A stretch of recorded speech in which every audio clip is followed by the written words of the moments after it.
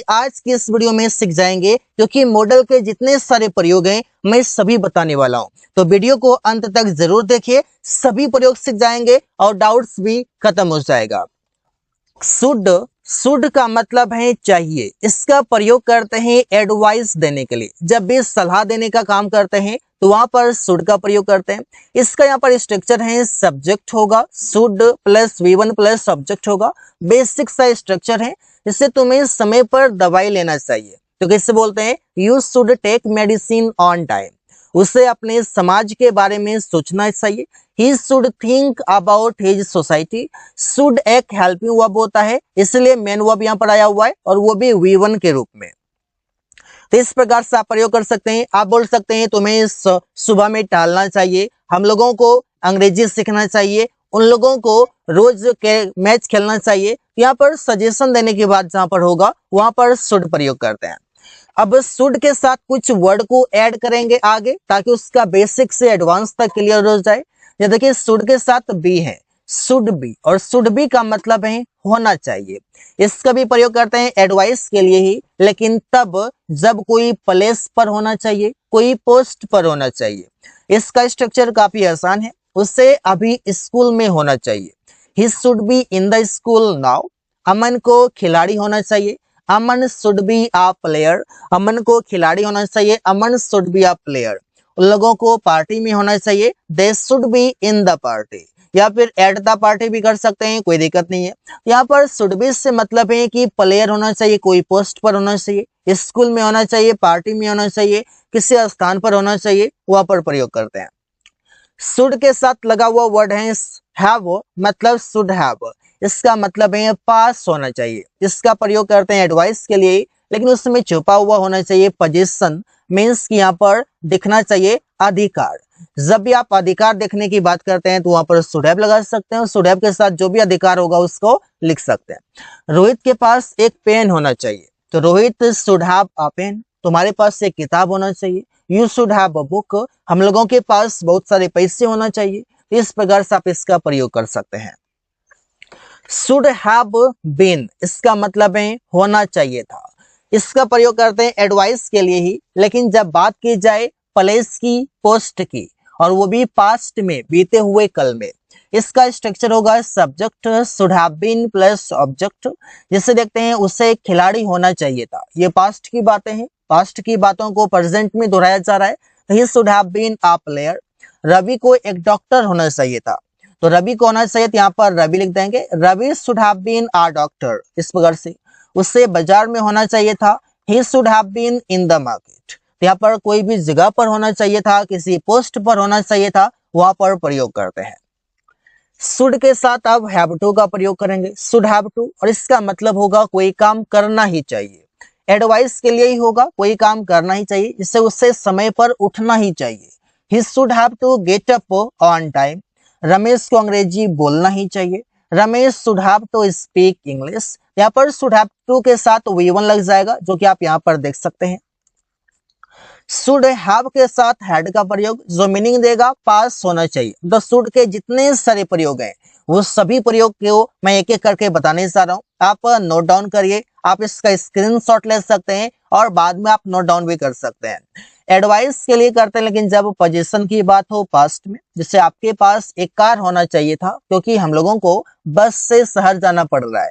कैसे बोलेंगे? You should have had a car. आपके पास एक कार होना चाहिए था, बिकॉज क्योंकि we are having to go to city by bus. तो इस प्रकार से प्रयोग कर सकते हैं। मेरे पास एक पेन होना चाहिए था, क्योंकि मुझे एक पत्र लिखने की जरूरत है। कोई भी चीजें पास होना चाहिए था, वहां पर करते हैं I should have had a pen as I need to write a letter. As I need to write a letter, इस प्रकार से प्रयोग कर सकते हैं। शुड हैव हैड टू, और इसका मतलब है कोई काम करना ही चाहिए था। देखिए, शुड के कितने सारे प्रयोग मैं बताने जा रहा हूं। तुम्हें अंग्रेजी सीखना ही चाहिए था। You should have had to learn English. Ravi को उससे बात करना ही चाहिए था। Ravi should have had to talk to him. तो इस प्रकार से कई सारे सेंटेंसेस आप बना सकते हैं और प्रैक्टिस कर सकते हैं। अब प्रयोग देखते हैं वुड का। वुड के भी कई सारे यूजेस हैं, एक एक करके इसको भी देखते हैं। वुड का मतलब है कोई काम करता, करती, करते। वो भी कंडीशनल सेंटेंस होगा जहां पर कंडीशन रख के आप बोलते हैं। जैसे पहले होगा इफ, इसके बाद past indefinite, comma, subject, would, V1 object. अगर तुम मेरे पास आता, कोई काम करता, तो मैं तुम्हें पैसे देता। तो कैसे होगा? If you came to me, अगर तुम मेरे पास आता तो मैं तुम्हें पैसे देता। I would give you money. अगर वो अंग्रेजी सीखता तो एक अच्छी नौकरी करता। If he learn English he would do a good job. यदि मैं घर आता तो मैं तुम्हें जरूर कॉल करता। If I came to house I would definitely call you. इस प्रकार से आप प्रयोग कर सकते हैं। वुड के साथ आप लगा हुआ वर्ड है बी और इसका मतलब है होता। इमेजिनरी सेंटेंस है, काल्पनिक सेंटेंस है जो बताएगा पोस्ट या प्लेस को। पोस्ट का मतलब है गाइस यहाँ पर पद और प्लेस का मतलब तो आप जानते हैं कि जगह होता है। सब्जेक्ट होगा would be plus subject. Rahul अभी एक बड़ा चिकित्सक होता। कैसे बोलेंगे? Rahul would be a great doctor now. Doctor means चिकित्सक। तुम एक बड़ा सिंगर होता। You would be a great singer, a good singer. वो मेरा सबसे अच्छा दोस्त होती लेकिन उसने मुझे इस्तेमाल करने की कोशिश की। She would be my best friend, but she tried to use me। इस प्रकार से आप इसका प्रयोग कर सकते हैं। वुड के साथ आप लगा हुआ वर्ड है हैव जो बताता है कोई काम कर चुका होता। जैसे इमेजिनरी सेंटेंस है जो कि आप कंप्लीट एक्शन को बता सकता है। सब्जेक्ट वुड हैव प्लस वी3 प्लस ऑब्जेक्ट होगा। राहुल खाना बाजार में खा चुका होता। Rahul would have eaten food in the market. वे लोग अंग्रेजी सीख चुके होते, कोई काम कर चुके होते, तो they would have learned English. ये इमेजिनरी सेंटेंस है, काल्पनिक सेंटेंस है क्योंकि एक्चुअल में हुआ नहीं है लेकिन कर चुका होता। वो गाना गा चुकी होती। She would have sung a song. Would have to और इसका मतलब है कोई काम करना पड़ता होगा। कंपल्सन इन द पास्ट मतलब पास्ट में बीते हुए कल में मजबूरी बताते हैं, जिससे कि कोई काम करना पड़ता होगा। बोल के ये देखिए आपको लगता है कि वो काम मजबूरी में ही हो रहा है, तो राहुल को वहां जाना पड़ता होगा। Rahul would have to go there. आपको खाना बनाना पड़ता होगा। You would have to cook food. उससे सुबह में जल्दी उठना पड़ता होगा। He would have to get up early in the morning. तो इस तरीके से सेंटेंस बनाते हैं। I hope you all are getting this all things because this is very important and very useful. Would have had that means कि pass होता, conditional sentence है। अगर मैं अच्छे से काम करता तो मेरे पास एक कार होता। If I worked well I would have had a car. तो मेरे पास आज एक बाइक होता। आई would have had a bike today. यदि उसने पहले अंग्रेजी सीखता तो उसके पास एक अच्छा जॉब होता। If he learned English before, he would have had a good job। तो इस तरीके से सेंटेंस बनाए जाते हैं। would have been और इसका मतलब है होता से। जैसे वो एक अच्छा खिलाड़ी होता लेकिन उसने मेहनत नहीं किया। He would have been a good player but he did not struggle। मैं अभी एक डॉक्टर होता लेकिन अमेरिका पढ़ने नहीं गया। तो यहाँ पर होता, होता के लिए would have been लगाएंगे। I would have been a doctor। मैं एक डॉक्टर होता लेकिन but I did not go to America to study। इस प्रकार से प्रयोग करते हैं। would have had to और इसका मतलब है कोई काम करना पड़ जाता। जैसे अगर तुमने पैसे नहीं दिया होता तो मुझे अपना बाइक बेचना पड़ जाता। इस प्रकार से if you had not given money I would have had to sell my bike. अगर रवि खाना नहीं खाया होता तो मुझे उसका खाना ऑफिस ले जाना पड़ता। If Ravi had not eaten food I would have had to take his food to the office. इस प्रकार से प्रयोग करते हैं। अगला प्रयोग देखते हैं कुड का। और कुड का मतलब है कोई काम कर सकता था पास्ट के लिए, जैसे कि वो इस सवाल को हल कर सकता था। He could solve this question. यहाँ पर सकता था, कभी सेंटेंस के लास्ट में आपको सका भी देखने को मिलेगा, कभी सेंटेंस के लास्ट में आपको पाया भी देखने को मिलेगा। तो जो भी सका, पाया, सकता था रहेगा वहां पर पास्ट के लिए कुड के साथ वी1 लगाएंगे। वे लोग अंग्रेजी सीख सकते थे। दे कुड हैव, देखिए दे कुड लर्न इंग्लिश। वे लोग अंग्रेजी सीख सकते थे। तुम खुद से अपना काम कर सकता था। You could do your work yourself. तो इस तरह से सेंटेंस बनाते हैं। कुड के साथ आप लगाएंगे बी जो बताएगा हो सकता था। पास्ट के लिए वो एक इंजीनियर हो सकते थे। He could be an engineer. वे लोग एक खिलाड़ी हो सकते थे। They could be a player. तो बी के साथ आप कोई भी ऑब्जेक्ट लगा सकते हैं। कुड हैव जो बताएगा कोई काम कर सकता था। जब भी आप रिग्रेट की बात करते हैं मतलब कोई काम आप पास्ट में कर सकते थे लेकिन नहीं किया तो अभी पछतावा हो रहा है, तो वहां पर कुड हैव के साथ वी3 लगाते हैं। मैं मीटिंग में शामिल हो सकता था लेकिन नहीं कर पाया। आई could have attended the meeting but I couldn't. वो उस नौकरी को ज्वाइन कर सकता था। ही could have joined that job. मुझे बहुत सारे पैसे मिल सकते थे। आई could have got lots of money. इस तरह से सेंटेंस बनाते हैं। गोट हो, ज्वाइंड हो, अटेंडेंट हो, ये सभी वर्ब के 3 फॉर्म है। कुड के साथ आप हैव टू का प्रयोग, कुड हैव टू, जो बताता है कि कोई काम करना पड़ सकता था। कंपल्सन इन द पास्ट, इससे मुझे बाजार जाना पड़ सकता था। I could have to go to market, उससे बहुत सारे पैसे खोने पड़ सकते थे। He could have to loss lots of money, Rahul को किताब खरीदना पड़ सकता था। Rahul could have to buy a book. तो आप सेंटेंस के लास्ट में देखिए और इसका सेंटेंस देखिए किस सिचुएशन में प्रयोग करते हैं और इसका स्ट्रक्चर देखिए। बस इतना देखने के बाद आप सेंटेंस बड़े आसानी से बना सकते हैं। कुड हैव हैड जो बताता है कि पास हो सकता था, ये भी इमेजिनरी सेंटेंस है, काल्पनिक सेंटेंस है। सुमन के पास उसके पापा का भी सपोर्ट हो सकता था, लेकिन उसने पापा से कभी कुछ नहीं पूछा। Suman could have had his father's support too, but he never asked something to father. तुम्हारे पास बैंक बैलेंस और एक बड़ा घर हो सकता था, लेकिन तुमने पैसे की परवाह नहीं किया, पैसे को इधर उधर कर दिया। You could have had a big house and bank balance, but you did not care of money. इस तरीके से आप प्रयोग करके सेंटेंसेस सुनाते हैं। अगला है could have been, जो बताता है हो सकता था। जैसे वो एक महान शिक्षिका हो सकती थी अगर वो ज्यादा विनम्र होती। तो she could have been a great teacher if she has been more polite. तुम एक अच्छा डॉक्टर हो सकता था। You could have been a good doctor, तुम एक ईमानदार व्यक्ति हो सकता था। You could have been an honest person, इस तरह से प्रयोग करते हैं। Could have had to मतलब है पढ़ सकता था, कोई काम करना पड़ सकता था। मुझे कल बाजार जाना पड़ सकता था। I could have had to go to market yesterday. Ravi को कपड़े धोने पड़ सकते थे। Ravi could have had to wash clothes। तो इस तरीके से सेंटेंसेस कई सारे बनाए जाते हैं। अगला जो प्रयोग है वो है मे का, और मे का मतलब है सकता है। लेकिन इसका प्रयोग कब करते हैं? इसका प्रयोग करते हैं जब भी आप सेंटेंस में बताते हैं संभावना। जैसे कि आप ऐसे समझिए कि अभी बादल दिख रहा है आपको, बादल गरज रहे हैं, संभावना है बारिश हो सकती है, तो वहां पर आप मे का प्रयोग कर सकते हैं। इससे बोलते हैं आज बारिश हो सकती है, इट मे रेन टुडे। प्रिया शायद यह काम पूरा कर सकती है, प्रिया मे कंप्लीट दिस वर्क। वे लोग शायद मैच जीत सकते हैं, दे मे विन द मैच, मतलब संभावना है।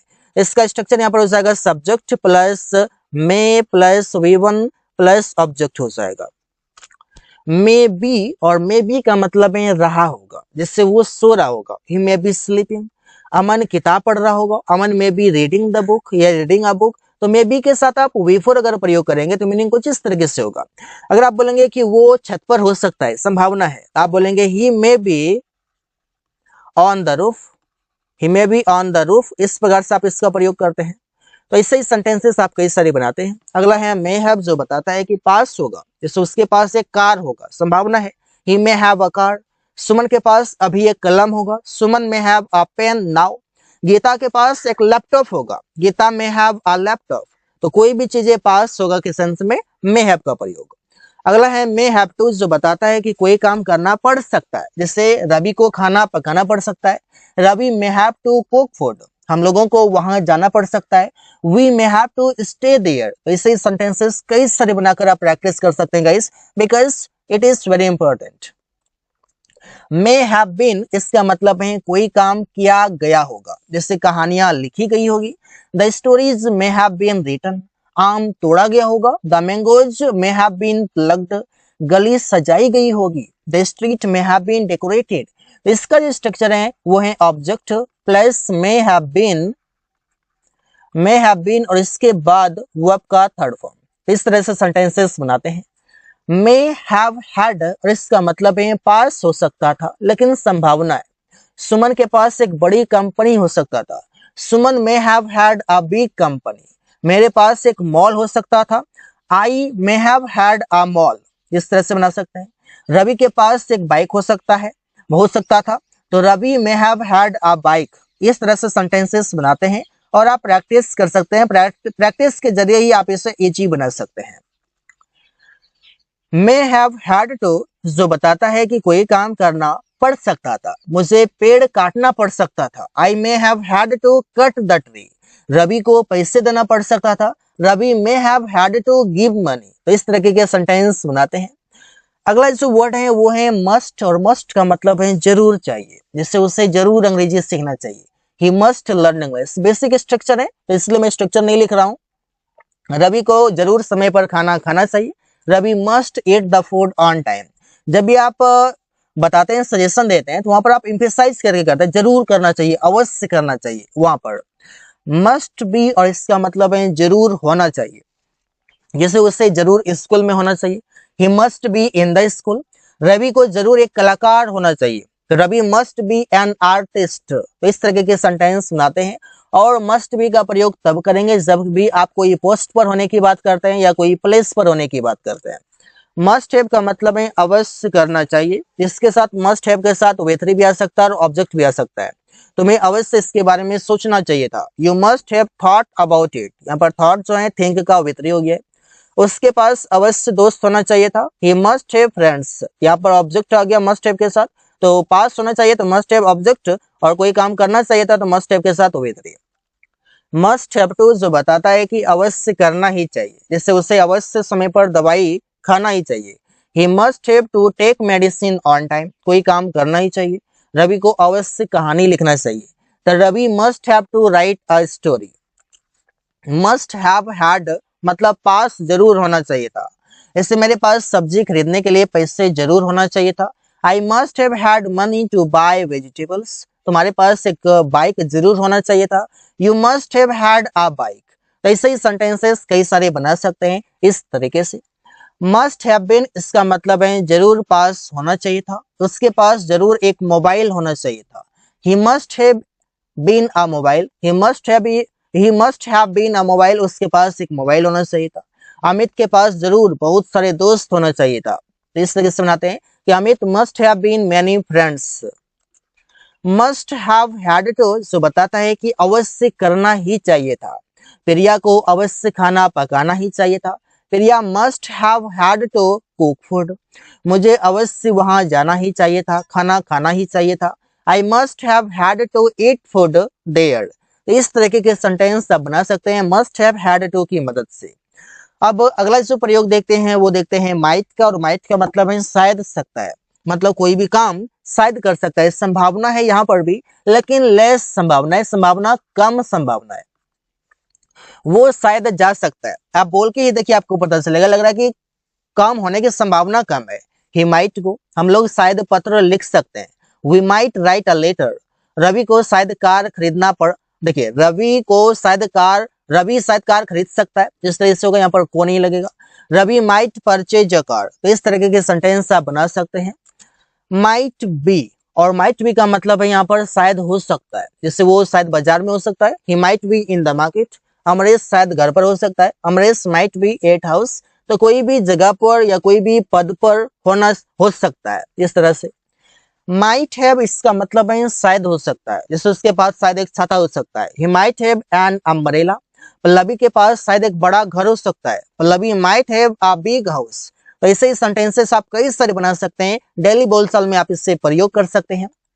माइट हैव टू, इसका मतलब है शायद कोई काम करना पड़ सकता है, जैसे शायद मुझे उससे मिलना पड़ सकता है। I might have to meet him. शायद अमन को यहाँ आना पड़ सकता है।